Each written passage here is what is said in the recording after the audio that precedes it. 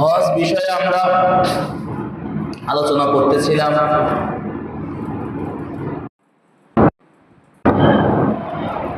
হজের মধ্যে ফজিলত কি? 2 নম্বর, হজ্জে মাবরুরের ফজিলত কি? 3 নম্বর, হজ্জে মাবরুরের মর্যাদা কি? 4 নম্বর, বৃদ্ধ, নারী, পুরুষ, দুর্বলদের হজ। 5 নম্বর, হজ এবং উমরাকারীর দোয়া রব্বে কারীম কবুল করেন, সুবহানাল্লাহ বলেন। 6 নম্বর, হজ এবং উমরাকারীর দোয়া আল্লাহ পাক যেমন কবুল করেন পাশাপাশি তাদেরকে মাফ করে দেন, সুবহানাল্লাহ। 7 নম্বর, হজের মধ্যে খরচ করলে কি লাভ? 8 নম্বর, হজে যে যদি কেউ মারা যায় তাহলে তার জন্য কি ফজিলত? 9 নম্বর, তালবিয়া পাঠ করলে কি লাভ? 10 নম্বর, তোয়াফের ফজিলত কি? 11 নম্বর, হাজরে আসওয়াদ চুমা দেওয়ার ফজিলত কি? 12 নম্বর, অবস্থানকারীর ফজিলত কি? আমরা এই গুরুত্বপূর্ণ কয়েকটা কথা শুনবো ইনশাআল্লাহ। আল্লাহ পাক আমাদেরকে তৌফিক দান করেন, আল্লাহ পাক আমাদের মুখস্থ বিদ্যা বাড়িয়ে দেন, স্মরণ শক্তি বাড়িয়ে দেন, বলেন আমিন। 1 নম্বর, হজের ফজিলত হাদিসের মধ্যে আসছে, মান হাজ্জা লিল্লাহি ফালাম ইয়ারফুস ওয়ালাম ইয়াফসুক গুফিরা লাহু মা তাকদ্দামা মিন যামবি। হাদিসের মধ্যে নবীজি সাল্লাল্লাহু আলাইহি ওয়াসাল্লাম বলেন, মান হাজ্জা লিল্লাহ,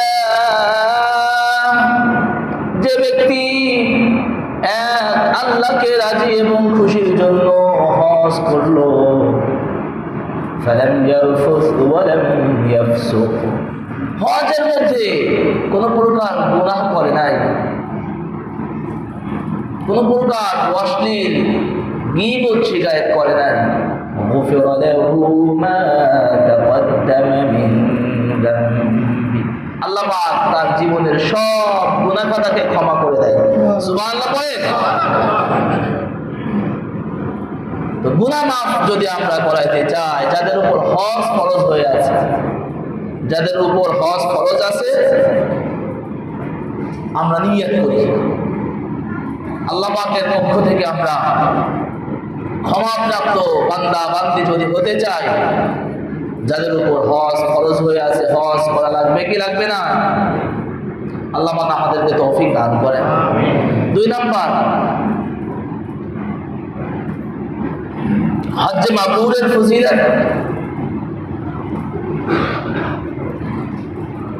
قال رسول الله صلى الله عليه وسلم العمرة إلى العمرة كفارة لما بينهما والحج مبرور ليس له جزاء إلا الجنة।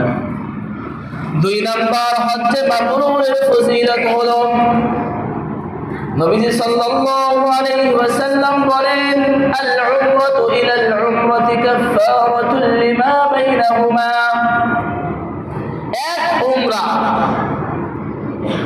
উমরা থেকে আরেক উমরার মধ্যবর্তী যত গুনাহ আছে রব্বে কারীম সব গুনাহগুলো মাফ করে দেয়, সুবহানাল্লাহ। এক উমরা আরেক উমরার মাঝে যত গুনাহ আছে, এক উমরা থেকে আরেক উমরা, এগুলো রব্বে কারীম ক্ষমা করে দেয়। ওয়াল হজ্জ মাবরুর, এবং হজ্জে মাবরুর কবুল হজ প্রতিদান কি? লাইসা লাহু জাযাউন ইল্লাল জান্নাহ, হজ্জে মাবরুরের পুরস্কার প্রতিদান আজর হলো আল্লাহ পাকের পক্ষ থেকে, আল্লাহ পাকের সবচেয়ে ঈমানদার বান্দা বান্দির জন্য যে শ্রেষ্ঠ নিয়ামত, সেই জান্নাত। সুবহানাল্লাহ। হজ্জে মাবরুরের 2 নাম্বার ফজিলত হলো রব্বি কারীমের সর্বশ্রেষ্ঠ নিয়ামত জান্নাত। আল্লাহ পাক তাকে জান্নাতের মালিক বানায় দিবেন, সুবহানাল্লাহ বলেন। 3 নাম্বার হজ্জে মাবরুরের মর্যাদা।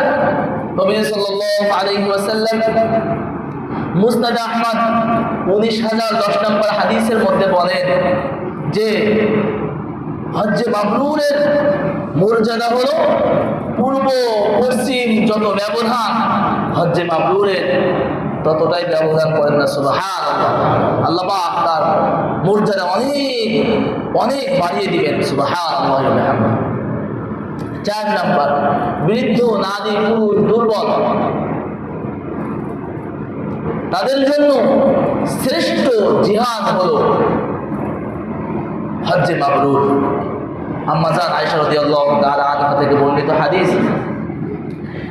আইয়ুল আমালি ইয়া রাসূলুল্লাহ, আইয়ুল আমাল আফদল, কোন আমলটা সর্বশ্রেষ্ঠ?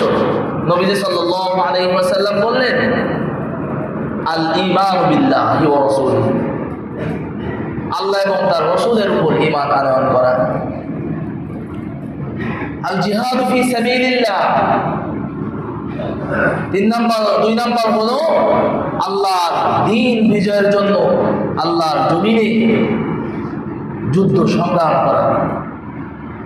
আমাদের আয়েশা রাদিয়াল্লাহু তাআলা আনহা বললেন, যুদ্ধের মধ্যে এত ফজিলত, আমাদের জন্য কি যুদ্ধের অনুমতি দেওয়া হবে না?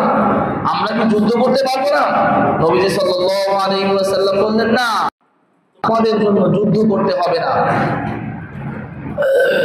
তোমাদের জন্য সর্বশ্রেষ্ঠ জিহাদ হলো হজ্জে মাবরুর। বলেন না সুবহানাল্লাহ।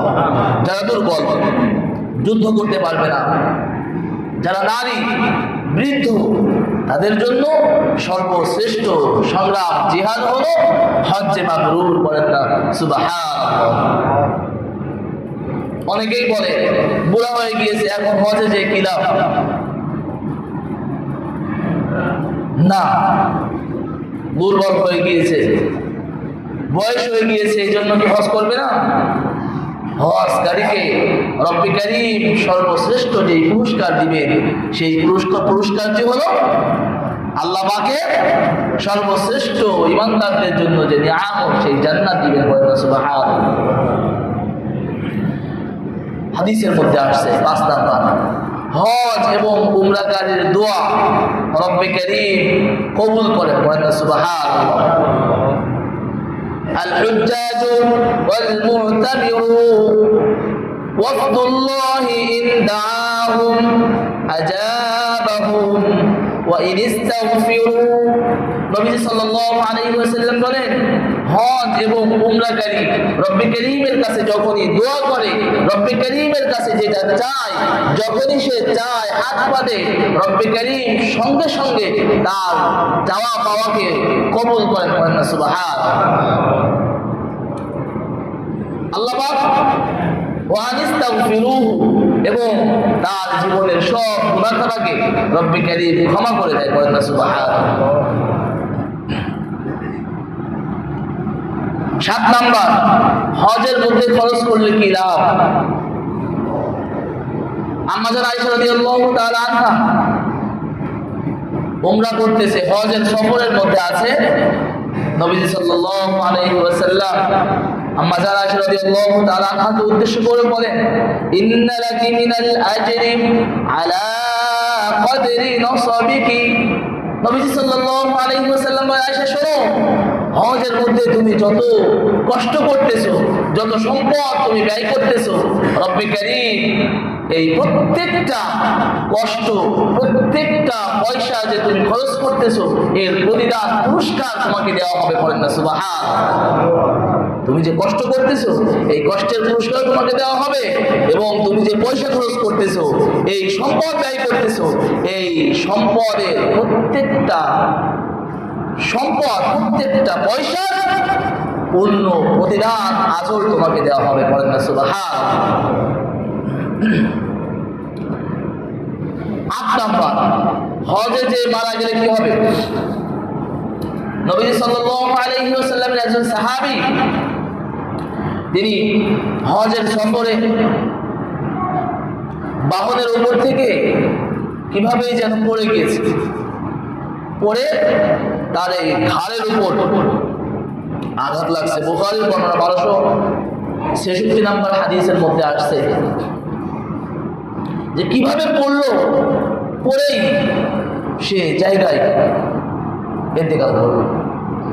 সাহাবায়ে কেরাম তার লাশটা নিয়ে নবীজি সাল্লাল্লাহু আলাইহি ওয়াসাল্লামের কাছে আসলো। নবীজি সাল্লাল্লাহু আলাইহি ওয়াসাল্লাম যে কথাটা শোনাইলেন, বললেন, শোনো, তিনি যে হজের সফরে ইন্তেকাল করেছে জানো তার পুরস্কারটা কি হবে? নবীজি সাল্লাল্লাহু আলাইহি ওয়াসাল্লাম বলেন, শোনো, কিয়ামতের ময়দানে আল্লাহ সুবহানাহু ওয়া তাআলা যখন তাকে উঠাবেন, কিয়ামতের ময়দানে যখন সে উঠবে, তখন তার জবান থেকে বের হবে লাব্বাইক আল্লাহুম্মা লাব্বাইক।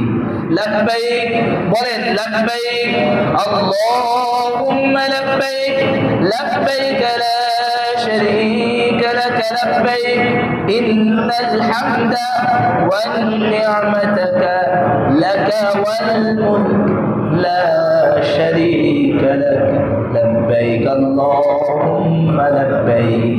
নবী সাল্লাল্লাহু আলাইহি ওয়াসাল্লাম বলেন, কিয়ামতের ময়দানে যখন সে উঠবে, তার জবান থেকে এই তালবিয়াগুলো বের হতে হতে কিয়ামতের দিন উঠবে। সুবহানাল্লাহ। কিয়ামতের ময়দানে সে লাব্বাইক আল্লাহুম্মা লাব্বাইক বলতে বলতে উঠবে। বলেন না সুবহানাল্লাহ। 8 নাম্বার। 9 নাম্বার, তালবিয়া পাঠ করলে কি লাভ?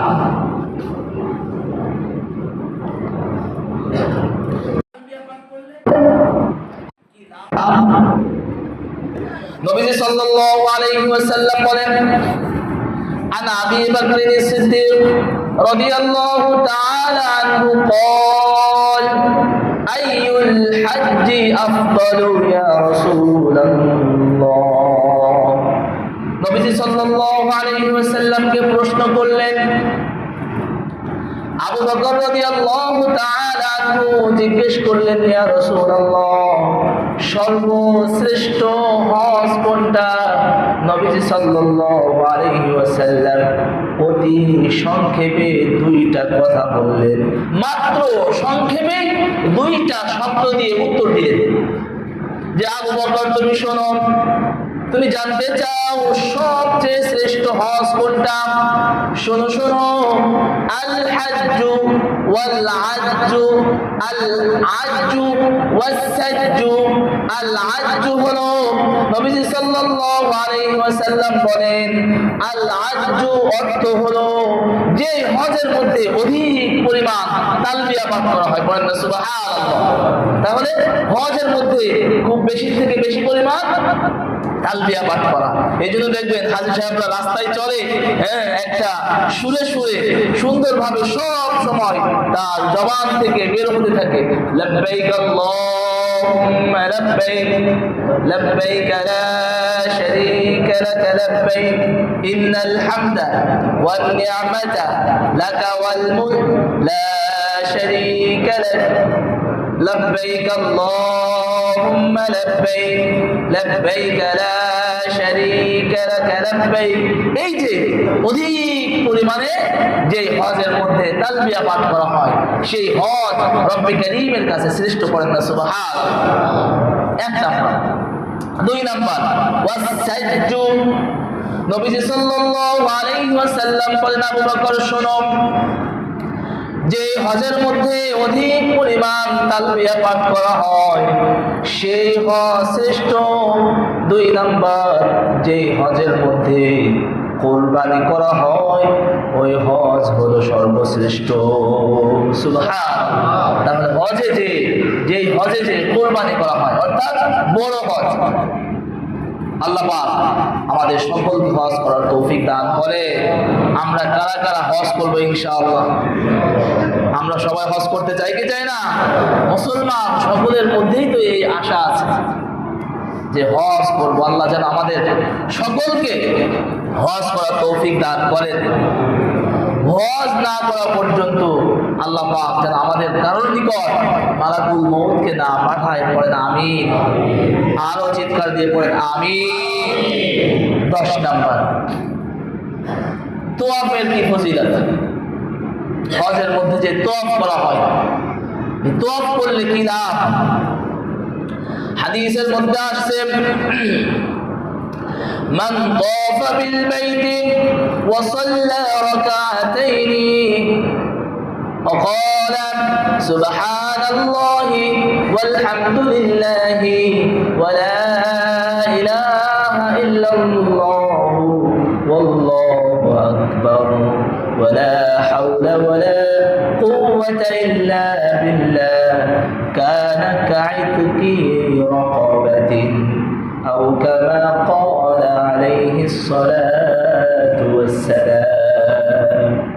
নবীজি সাল্লাল্লাহু আলাইহি ওয়াসাল্লাম বলেন, মান তাওয়াফা বিল বাইতিস সাবঈ, যে ব্যক্তি 7টা তাওয়াফ করলো, ওয়া সাল্লা রাকাতাইনি, এবং 2 রাকাত নামাজ আদায় করলো, ওয়া ক্বালা, এবং বলল সুবহানাল্লাহি ওয়াল হামদুলিল্লাহি ওয়া লা ইলাহা ইল্লাল্লাহু ওয়াল্লাহু আকবার ওয়া লা হাওলা ওয়া লা কুওয়াতা ইল্লা বিল্লাহ।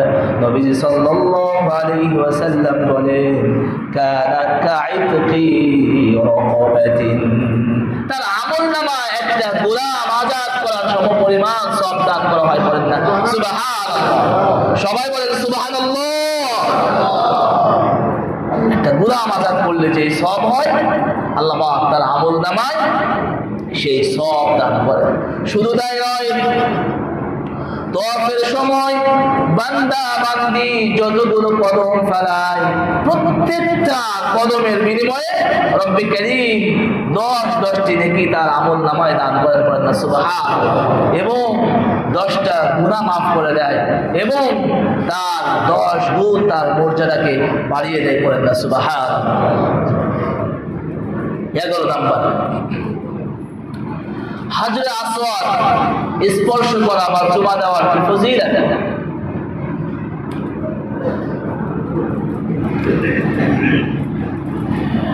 এখন আসেন, শুরুতে যে আয়াত তেলাওয়াত করেছিলাম, মান যাল্লাযী ইয়াশফাউ ইনদাহু ইল্লা বিইذনিহি, আল্লাহ সুবহানাহু ওয়া তাআলা দ্ব্যর্থহীন কণ্ঠে ঘোষণা দিয়ে জানিয়ে দিয়েছেন, শোনো, মান যাল্লাযী ইয়াশফাউ ইনদাহু ইল্লা বিইذনিহি, আল্লাহ পাকের অনুমতি ছাড়া, আল্লাহ পাকের অর্ডার ছাড়া, আল্লাহ পাকের হুকুম ছাড়া আল্লাহর কাছে কেউ কোনদিন সুপারিশ করতে পারবে না। হাদিসের মধ্যে আসছে, যে ব্যক্তি হজে যে হজরে আসওয়াদ স্পর্শ করলো, স্পর্শ করার সাথে সাথে তার সকল গুনাহগুলো রব্বে কারীম মাফ করে দেন। বলেন না সুবহানাল্লাহ। ওমর ফারুক রাদিয়াল্লাহু তাআলা আনহু হজরে আসওয়াদ স্পর্শ করলেন, চুমা দিলেন, চুমা দিয়ে বলেন, শোনো হে হজরে আসওয়াদ, তুমি তো একটা কালো পাথর ছাড়া কিছুই নও। আচ্ছা বলেন তো, হজরে আসওয়াদ এটা কি কালো ছিল নাকি সাদা ছিল? কি ছিল? হাদিসের মধ্যে আছে, আদম আলাইহিস সালাতু ওয়াস সালাম যখন জান্নাত থেকে, আল্লাহ পাক যখন জান্নাত থেকে নামিয়ে দিলেন দুনিয়ার জমিনে, জান্নাত থেকে একটা পাথর রব্বে কারীম দান করলেন। নূহ আলাইহিস সালাতু ওয়াস সালামের সময় যে প্লাবন হয়েছিল, যেই প্লাবনের সময় জিবরাইল আলাইহিস সালাতু ওয়াস সালাম মক্কার আবু কুবাইস নামক একটা পাহাড়ে ওই পাথরটা নিয়ে সংরক্ষণ করে রেখেছিলেন। বলেন না সুবহানাল্লাহ। পাথরটা ছিল প্রথমে এক টুকরা, এটা ছিল দুধের চেয়েও, বরফের চেয়েও অধিক পরিমাণে সাদা। এটা এক টুকরা ছিল, লম্বা এটা 9 ইঞ্চির মতো ছিল, এবং প্রশস্ত ছিল 6 ইঞ্চি থেকে একটু বেশ কম। এক টুকরা ছিল। এখন বর্তমান পাথরটা কয়েক টুকরা হয়ে আছে।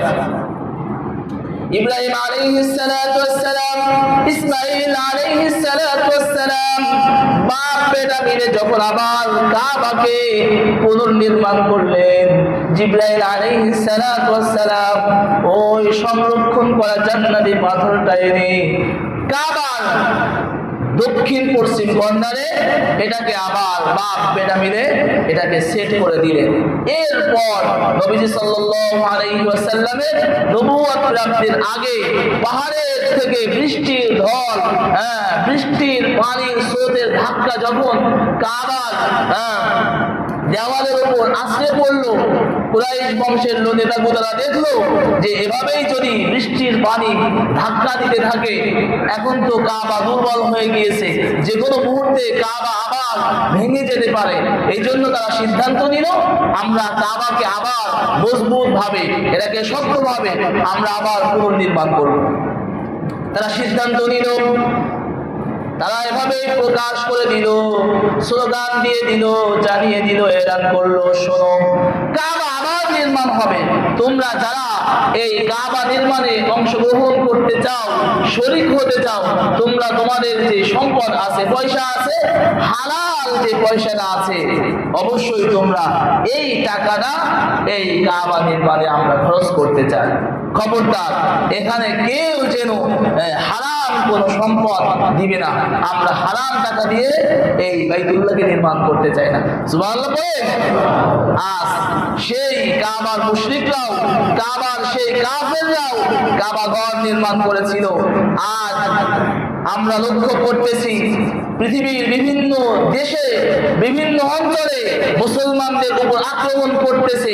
শুধু তাই নয়, তারা মসজিদের উপর আক্রমণ করতেছে। মসজিদের উপর যারা আক্রমণ করতেছে, কাবার উপর যারা আক্রমণ করেছিল, তাদের যেই পরিণত হয়েছিল, আর যারা মুসলমানদের উপর, মসজিদের উপর আঘাত হানবে, তাদের যেও নিকৃষ্টতম রব্বে কারীম শাস্তি দিয়ে তাদেরকে ধ্বংস করে দিতে পারেন। হিন্দুত্ববাদী সন্ত্রাসী গোষ্ঠী মুসলমানদের বাড়িঘরের উপর, মুসলমানদের উপর, শুধু তাই নয়, বিভিন্ন জায়গায় তারা মসজিদের উপর আক্রমণ করে মসজিদ গুলোকে তারা মাটির সাথে পুড়িয়ে দিচ্ছে। তারা তো জানে না আসমান জমিনের মালিক কে। চিৎকার দিয়ে বলেন মুসলমান, আসমান জমিনের মালিক কে? আল্লাহ পাক যদি একটা আযাব তাদের উপর পাঠায়, কোন হিন্দু নাস্তিক মুরতাদ এই জমিনে টিকে থাকতে পারবে না। কথা বলে ঠিক কিনা? আল্লাহ পাক, আমরা দোয়া করি আল্লাহ পাক তাদের হিদায়াত দান করেন। যদি হিদায়াত না থাকে, ওই সকল কাফেরদেরকে যেই শাস্তি দেওয়ার প্রয়োজন রব্বে কারীম মনে করেন, তাদেরকে সেই আযাব দিয়ে ধ্বংস করে দেন। আমিন। প্রিয় বন্ধুরা, আমার বলতেছিলাম, কাবার মুশরিকরা যখন দেখলো কাবার অবস্থা অনেক খারাপ, তো তারা আবার কাবাকে পুনর্নির্মাণের জন্য তারা প্রস্তুতি গ্রহণ করলো। কাবা আবার স্বয়ং সম্পূর্ণ হয়ে গেল। যতটুকু বাকি ছিল, যতটুকু করার দরকার তারা মনে করেছে করেছে।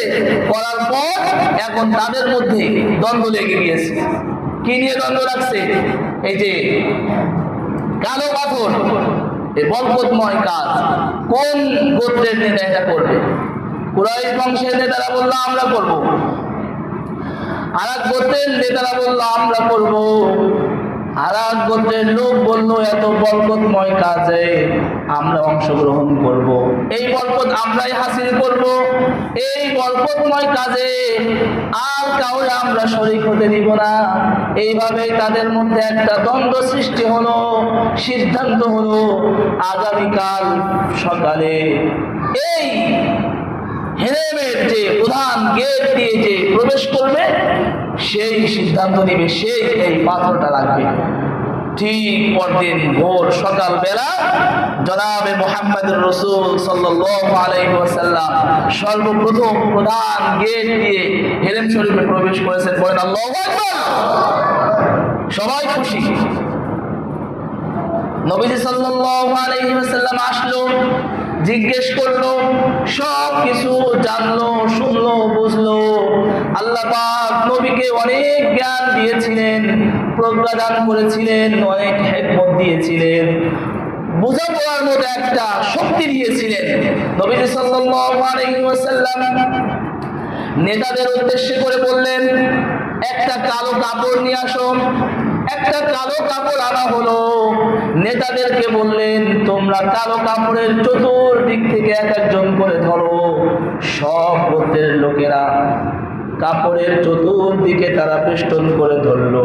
নবীজি সাল্লাল্লাহু আলাইহি ওয়াসাল্লাম নিজ হাতে কালো পাথরটা এই কাপড়ের মাঝখানে রাখলো। নেতাদেরকে এবার বললো, তোমরা নিয়ে বাইতুল্লাহর কাছে নিয়ে চলো। নবীজি আবার নিজ হাতে কালো পাথরটা ধরে এই যে কাবার দেওয়ালের মধ্যে সেট করে দিলে। সুবহানাল্লাহ বলে সবাই খুশি, নেতারা সবাই এই কাজে অংশগ্রহণ করেছে। তো নবী সাল্লাল্লাহু আলাইহি ওয়াসাল্লাম বলেন, এই কালো পাথরের যারা স্পর্শ করবে, যারা চুমা দিবে, আল্লাহ পাক তাদেরকে ক্ষমা করে দিবেন। ওমর ফারুক রাদিয়াল্লাহু তাআলা আনহু কাবায় যে কালো পাথর স্পর্শ করে চুমা দেয় আর বলে, কাবা ও কালো পাথর, তুমি শুনে রাখো, গুনাহ ক্ষমা করানোর মতো কোনো যোগ্যতা তোমার মধ্যে কথা বলেন, তুমি একটা পাথর, এই ছাড়া তুমি কিছুই নও। গুনাহ মাফ করানোর কোনো ক্ষমতা তোমার মধ্যে নাই। কিন্তু এই যে আল্লাহ এবং তার রাসূলের নির্দেশ আছে, আমি যদি আমার রাসূলকে তুমি কালো পাথরের চুমা দিতে না দেখতাম, আমি ওমর কোনদিন কালো পাথরের মধ্যে চুমা দিতাম না। পড়েন আল্লাহু আকবার। আমার রাসূল চুমা দিয়েছে, এই জন্য আমিও চুমা দিই। রাসূল, আল্লাহ এবং তার রাসূলের হুকুম মানার মধ্যেই তো গুনাহ মাফ, এই জন্য আমি তোমাকে চুমা দিলাম। তো কালো পাথর সেট হয়ে গেল। এরপর আবার আব্দুল্লাহ ইবনে জুবাইর রাদিয়াল্লাহু তাআলা আনহু সময় এই বাইতুল্লাহর উপর আবার আক্রমণ হলো। কালো পাথরটা 3 টুকরা হয়ে যায়। কয় টুকরা হয়ে যায়? 3 টুকরা। এরপর আবার একটা রূপার একটা ফ্রেমের মধ্যে এটাকে আবার বাঁধাই করে আবার এখানে কাবার সাথে সেট করে দেওয়া হয়। এরপরে 317 হিজরি তখন শিয়া একটা সম্প্রদায়, কারামি তারা একটা সম্প্রদায়, একটা সন্ত্রাস গোষ্ঠী, তারা আবার কাবার ওই যে কালো পাথরটা তারা এটা চুরি করে নিয়ে যায়। সেখান থেকে প্রায় 22 বছর পর্যন্ত 339 হিজরি পর্যন্ত কাবার মধ্যে এই কালো পাথর ছিল না। কাবার চত্বর তারা তওয়াফ করত হাজীগণ, এই কালো পাথর স্পর্শ চুমা ছাড়াই সেই 22 বছর হজ হয়েছে। এরপর আব্বাসিয়া খেলাফতের সময় আবার তাদের কাছ থেকে এই কালো পাথরটা বিরাট হাদিয়া তোহফা, বিরাট মুক্তিপণ দিয়ে এই কালো পাথর তখন তারা এটাকে ভেঙে 8 টুকরা করে ফেলেছিল। তো এই 8 টুকরা কালো পাথর একটা বড় একটা কালো পাথরের মধ্যে সেটাকে আবার সুন্দর করে সেট করে দিয়ে রূপার একটা ফ্রেমের মধ্যে বেঁধে সেই কাবার সাথে এটাকে সেট করে দেওয়া হয়েছে। সেই কালো পাথরে হাজী সাহেব কোন চুমা দিলেই আল্লাহ পাক তার জীবনের সব গুনাহগুলো মাফ করে দেয়। সুবহানাল্লাহ বলেন। হাদিসের মধ্যে আসছে, ইবনে মাজাহ শরীফের মধ্যে আসছে, ওয়াল্লাহ লা ইয়াবআদান্নাহু আল্লাহুল হাজারু ইয়াউমাল কিয়ামাতি লাহু আইনানি ইবসিরু বিহা। নবী সাল্লাল্লাহু আলাইহি ওয়াসাল্লাম বলেন যে কিয়ামতের ময়দানে এই হাজরে আসওয়াদকে উঠানো হবে। এই হাজরে আসওয়াদের 2টা চোখ থাকবে, এই 2টা চোখ দিয়ে তারা দেখবে এবং তার জিহ্বা থাকবে, যে জিহ্বার মাধ্যমে তারা কথা বলবে এবং কিয়ামতের ময়দানে তারা ওই হাজী সাহেবদের পক্ষে তারা সাক্ষ্য দিবে, বলতে থাকবে, আল্লাহ এই সকল বান্দা বান্দি মুসলমানরা আমাকে স্পর্শ করেছে, আজ আপনি আমার সাক্ষী গ্রহণ করেন, তাদেরকে আপনি ক্ষমা করে দেন। পড়েন সুবহানাল্লাহ। মানযাল্লাযী ইয়াশফাউ ইনদাহু ইল্লা বিইذনি। আল্লাহ পাকের অনুমতি ছাড়া কেউ সুপারিশ করতে পারবে না। ওই দিন রব্বে কারীমের অনুমতিতে এই হাজরে আসওয়াদ সেদিন সাক্ষ্য দিতে। পড়েন না সুবহানাল্লাহ। সুবহানাল্লাহ। কারণ আগেই নবীজি সাল্লাল্লাহু আলাইহি ওয়াসাল্লামকে জানিয়ে দিয়েছেন কে? আল্লাহ। আল্লাহ পাক জানিয়ে দিয়েছেন যে এই হাজর আসওয়াদের যে ফজিলত, এই জান্নাতি পাথরের যে মর্যাদা, এই জান্নাতি পাথরকে যারা চুমা দিবে, এই যে বনি আদম সন্তানের গুনাহ টানতে টানতে আর সাদা পাথর কালো হয়ে গিয়েছে। এই জন্য বন্ধুরা আমার, যাদের উপর হজ ফরজ আছে, আমরা নিয়ত করি ইনশাআল্লাহ আল্লাহ পাক যেন আমাদের সকলকে হজ করার তৌফিক দান করেন। আমিন। 12 নাম্বার, যারা আরাফার ময়দানে অবস্থান করবে, আল্লাহ পাক তাদের নিয়ে গর্ব করতে থাকে, ফেরেশতাদেরকে বলতে থাকে, ফেরেশতা দেখো আমার বান্দা বান্দি আমাকে সন্তুষ্ট করার জন্য হজে এসেছে, এই যে আরাফার ময়দানে অবস্থান করতেছে। আল্লাহ পাক আমাদের সকলকে হজের সকল প্রকার খায়ের বরকত হাসিল করার তৌফিক দান করেন। আমিন। এখন আসে হজ যে মাবরুর, হজ যে মাবরুর যে হয়েছে আমরা কিভাবে বুঝবো? মুহাদ্দিসিনে কেরাম 3 রকম ব্যাখ্যা দিয়েছে যে হজ কার হজটা কবুল হয়েছে, হজ যে মাবরুরের যে নমুনা নিদর্শন এটা কেমন হবে, তার হজ যে কবুল হয়েছে তার আলামতটা কি হবে। মুফাসসিরিনে কেরাম 3 রকম ব্যাখ্যা দিয়েছে। এক নাম্বার ব্যাখ্যা হলো নবীজি সাল্লাল্লাহু আলাইহি ওয়াসাল্লামের হাদিসগুলো তারা গবেষণা করে, নবীজি সাল্লাল্লাহু আলাইহি ওয়াসাল্লামের গবেষণা করে 1 নাম্বার তারা বলেন যে কেউ বলেছেন তাদের অবস্থার যদি পরিবর্তন ঘটে তাহলে বুঝতে হবে তার হজটা কবুল হয়েছে। সুবহানাল্লাহ বলেন। কিভাবে? আগে সে সুদ খাইতো, এখন আর কি সুদ খায় না। আগে বেনামাজি ছিল, এখন আর নামাজ ছাড়ে না। আগে মিথ্যার সাথে তার সম্পর্ক ছিল, এখন আর মিথ্যা কথা বলে না। আগে ঘুষ খাইতো, এখন আর ঘুষ খায় না। আগে মাঝে মধ্যে বিড়ি সিগারেট খাইতো, এখন আর এগুলো খায় না। আল্লাহ পাকের জন্য ইবাদত বন্দেগী যা যেভাবে করার প্রয়োজন সেভাবেই করে। আগে তার স্ত্রী বেপর্দায় নিয়ে চলতো, এখন আর স্ত্রীদেরকে ঘর থেকে বের করে না, পর্দা সহিত বের করে। আগে তার মেয়ে বেপর্দায় চলতো, এখন তার মেয়ের গায়ে বোরকা উঠেছে, পর্দার সহিত বাইরে যায়। তাহলে বুঝতে হবে তার হজ কবুল হয়েছে। আর প্রিয় বন্ধুরা আমার, আর একটা কথা, গতকাল আমাদের মসজিদের এক যুবক মুসল্লি আমাকে বললো যে হুজুর দায়ুস সম্পর্কে আমি একটু লাইন পড়েছি, এত ভয়াবহ পরিণাম দায়ুস। আমি বললাম হ্যাঁ, যে আর দায়ুস লা ইয়াদখুলুল জান্নাহ, হ্যাঁ দায়ুস কোনদিন জান্নাতে প্রবেশ করবে না। তো দায়ুস কারা? ব্যাখ্যা হলো দায়ুস হলো তারা যাদের স্ত্রী বেপর্দায় চলে, স্বামী কিছু বলে না, যাদের মেয়ে বেপর্দায় চলে, বাবা কিছু বলে না, যাদের বোন বেপর্দায় চলে, বড় ভাই কিছু বলে না, এরা হলো দায়ুস। আর এরা কোনোদিন জান্নাতে প্রবেশ করবে না। নাউযুবিল্লাহি মিন যালিক। এজন্য প্রিয় বন্ধুরা আমার, শুধু হাজী সাহেবদের জন্য এটা না, এটা সকলের জন্য। মুসলমান যে কালেমা পড়েছে, ঈমান এনেছে, তাকে কবরে যাওয়া লাগবে, মৃত্যুর স্বাদ গ্রহণ করতে হবে, এই সকল মুসলমানদেরকে এই বিষয়ে সতর্ক থাকতে হবে যে আমার মেয়ে, আমার স্ত্রী, আমার মা, আমার বোন যেন পর্দায় চলতে পারে, সেই ব্যবস্থা আমরা মুসলমান পুরুষ আমাদেরকে করতে হবে। আমরা করতে পারবো তো ইনশাআল্লাহ। আল্লাহ পাক আমাদেরকে তৌফিক দান করেন। 2 নাম্বার, নবী সাল্লাল্লাহু আলাইহি ওয়াসাল্লামের হাদিস থেকে মুহাদ্দিসিনে কেরাম 2 নাম্বার যে নমুনা তারা বের করেছে সেটা হলো যে হজের মধ্যে কোনো গুনাহ হয় না, যে হজের মধ্যে কি কোনো গুনাহ হয় নাই, কোনো প্রকার অশ্লীলতা, কোনো প্রকার গীবত শিকায়ত, কোনো মানুষকে নিয়ে নিন্দামন্দ, কোনো প্রকার ঝগড়া, কোনো প্রকার মুনাফিকি, কোনো প্রকার চগলখড়ি যে হজের মধ্যে যে করে নাই, বুঝতে হবে তার হজটা মনে হয় কবুল হয়েছে। 3 নাম্বার, যে হজের মধ্যে কোনো প্রকার রিয়া নাই, হজ করতে যাওয়ার আগে তার মধ্যে একটা অন্যরকম ফিল হয়, হজ থেকে আসার পরে তার মধ্যে একটা অন্যরকম ফিল হয়। এলাকার মধ্যে দেখবেন যে কিছু কিছু মানুষ তারা তো উপাধি পেয়ে গিয়েছে, হাজি অমুক, হাজি আছে না নাই? আশরাফ আলী থানভী রহমাতুল্লাহি আলাইহির কাছে একজন ব্যক্তি কোনো একটা বিষয় নিয়ে যাওয়ার পরে তার নাম জিজ্ঞেস করলো যে আপনার নাম কি? তো বললো আমার নাম হাজি অমুক। আশরাফ আলী থানভী রহমাতুল্লাহি আলাইহি বলতেছে জানেন আমার নাম কি? কই কি? আমার নাম নামাজি আশরাফ।